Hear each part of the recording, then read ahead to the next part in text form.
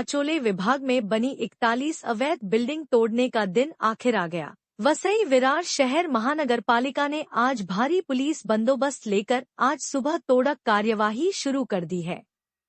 Dumping ground और मल निसारण की आरक्षित भूमि पर बनाई गई इन 41 अवैध इमारतों को तोड़ने का आदेश माननीय मुंबई हाई कोर्ट ने कुछ महीने पहले दिया था। तब से इन अवैध इमारतों में रहने वाले लगभग 1200 परिवारों पर खतरा मंडरा रहा था। अनेक बार मोर्चा आदि निकालकर स्थानीय रहवासियों ने अपना रोष प्रकट किया। अनेक नेताओं के दरवाजे खटखटाए, किंतु कोरे आश्वासन के बाद आखिरकार आज 1200 परिवारों पर गाज गिर गई।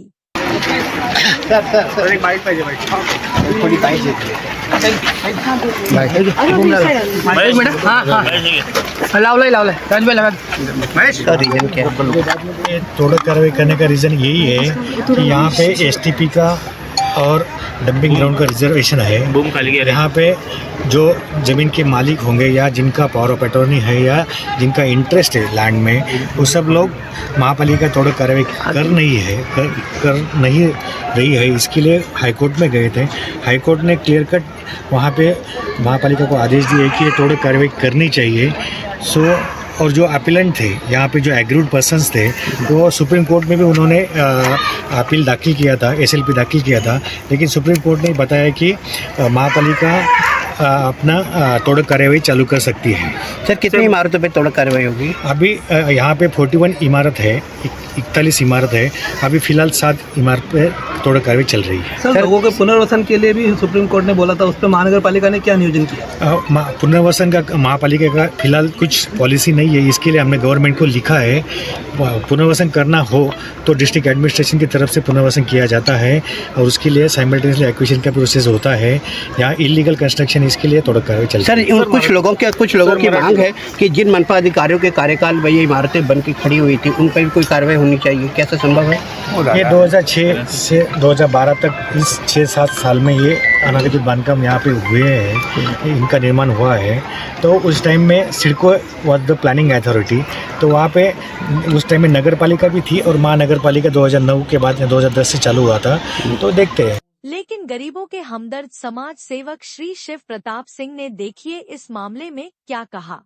एक तरफ आप कह रहे हैं कि अवैध निर्माण को रोकना है, दूसरी तरफ आप जो है यहाँ पे अवैध निर्माण जो बिल्डिंगें बनी हुई है 41 बिल्डिंग जिसको के तोड़ने का कोर्ट ने आदेश किया है, उसको आप बचाने की भी कोशिश कर रहे हैं। हाँ, एक्चुअली कैसा है कि वो जो 32 एकड़ का जो लैंड है वो एक पटेल परिवार का है। वो ज़मीन 1990 से डंपिंग ग्राउंड और एसटीपी के लिए रिजर्वेशन है।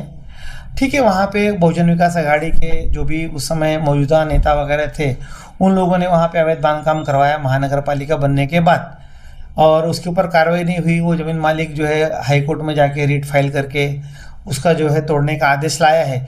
लेकिन उसके बगल में ही करीब 25 से 30 एकड़ जो है सरकारी ज़मीन है। तो ठीक है, भी हाई कोर्ट का आदेश है, सुप्रीम कोर्ट का आदेश है तो टूट जाएगा।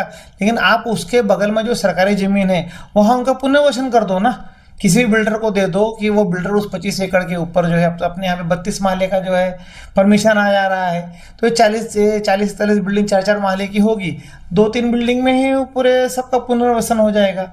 किसी बिल्डर को आप दे दो कि भाई इसका पुनर्वसन कर दो, कोई नहीं करता तो लाओ मैं कर देता हूँ। आपने बड़ी आसानी से कह दिया कि उनका पुनर्वसन कर दो, वो उसमें बैठने तो चाहिए, उसमें सिस्टम में बैठनी चाहिए। क्यों एसआर सिस्टम में क्यों नहीं बैठता है? तुम सारे तोड़ के जब बनाते हो तो उसमें 3 बिल्डिंग में अगर समझो ये 41 बिल्डिंग वाले अगर एडजस्ट हो जाते हैं तो बाकी की सेलेबल बिल्डिंग में तो बिल्डर अपना खर्चा निकाल लेगा ना। विधायक चुन के आए हैं, उनकी जवाबदारी है कि जो भी मुख्यमंत्री बने, जो भी नगर विकास मंत्री बने, उनके यहाँ जाके, यहाँ के सांसद हेमंत सावरा जी हैं, यहाँ के जो विधायक जो भी तीनों जन चुन के आए हैं, सब लोग जाके वहाँ बैठ के इसका जीआर निकालेंगे, तब कुछ होगा। तो कुछ नहीं होने वाला, टूट जाएगा, बेचारा बेघर हो जाएंगे गरीब लोग। जो है ये तीनों विधायक की जवाबदारी है उनको घर दिलाना, क्योंकि वोट उनको दिया गया है। आप देखो इसके अंदर बूथ में जो है 100% वोटिंग वहाँ पे हुई है, लोकसभा भी हुई है और विधानसभा भी हुई है। और यही कैलाश पाटिल ने ही वोटिंग दिलवाया है, यही राहुल सिंह एडवोकेट ने वोटिंग दिलवाया, यही किरण भोयर ने वोटिंग दिलवाया है, यही उदय शेट्टी ने वोटिंग दिलवाया है। ये लोग की जवाबदारी है कि जाके जिस विधायक का जो प्रचार किए हैं वो विधायक के घर पे जाके बैठ के उनको न्याय दिलवाए। हाई कोर्ट ने तोड़ने का आदेश दिया है। आखिरकार उनकी तो कोई गलती नहीं, उन्होंने सस्ते में मकान खरीदा, तो उनका मकान ये बचाने के लिए कुछ करेंगे। बात हमारी हो रही है इस मुद्दे में। जो आदेश है, जो खाली बिल्डिंगे है, वो महानगर पालिका उस पर कार्रवाई करेगी, लेकिन जिसमें लोग रह रहे हैं उनका पुनर्वसन कैसे हो, उनका नुकसान कैसे ना हो, उसके लिए हम जरूर कोशिश करेंगे, लोगों के पीछे खड़े रहेंगे और जो भी चीजें उसके लिए करनी पड़ी वो हम करेंगे, क्योंकि हमारा दायित्व लोगों के प्रति है।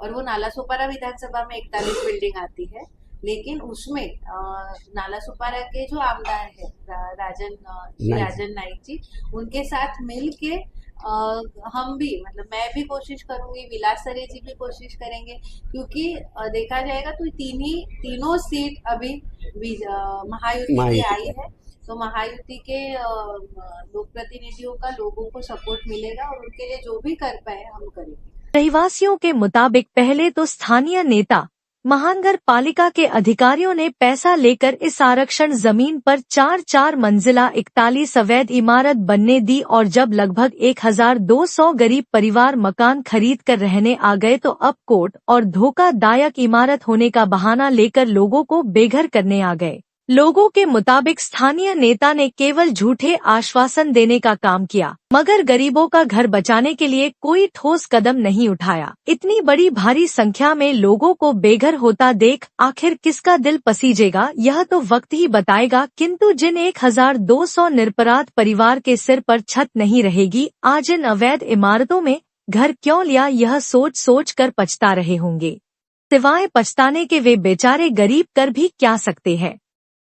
Bureau report, V news Mumbai. V news Mumbai bulletin में आज इतना ही। अगली खबरों के साथ फिर मिलते हैं, तब तक के लिए नमस्कार।